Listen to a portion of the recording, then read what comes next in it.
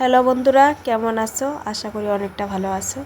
তো তোমাদের আশীর্বাদে আমিও ভালো আছি। আজকে একটা মিনি ব্লগ নিয়ে চলে আসলাম। অনেক দিন ধরেই ব্লগ ভিডিও দিতে পারছি না, তো আজকে ভাবছি যে কিছু তোমাদের কাছে শেয়ার করি। তো আজকে সকাল টাইমে অনেকগুলো কাপড় ধোয়া হয়েছে, তো সারা ঘর কাপড় হয়ে গেছে। তো ভাবছি এগুলো গুছাবো, জানো আমি গুছিয়ে রাখলে আমি একভাবে রাখি আর একভাবে করে রাখি তোমাদের দাদাভাই, তার জন্য আমার কামটা বেড়ে যায়।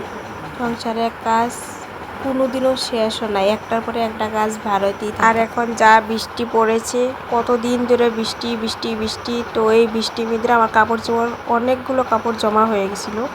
তো আজকে একটু রৌদ্র দিয়েছে বলে সব কাপড়গুলো ধুয়ে দিলাম। আর না ধুলেও তো হয় না, কারণ আরও কাপড়গুলো যদি না ধুয়ে আরও কতগুলো কাপড় আবার জমা হবে, তখন আরও অজ্ঞাতা হয়ে যাবে। তো সব কাপড়গুলো তো একসাথে ধুতে পারবো না, তাই অল্প অল্প করে ধুয়ে দিলাম। আর সমস্ত কাজ করার পরে যদি তোমাকে কেউ বলে যে তুমি কি করছো, তখন নিজেকে সামলানো যায় না, কারণ সমস্ত কাজ তো সময়ের সাথে সাথে হয়ে যায়, তার জন্য চোখে দেখতে পারে না কেউ। আর একদিন যদি আমি বিছনাত পড়ে থাকি, তাহলে বোঝা যায় যে কত কাজ।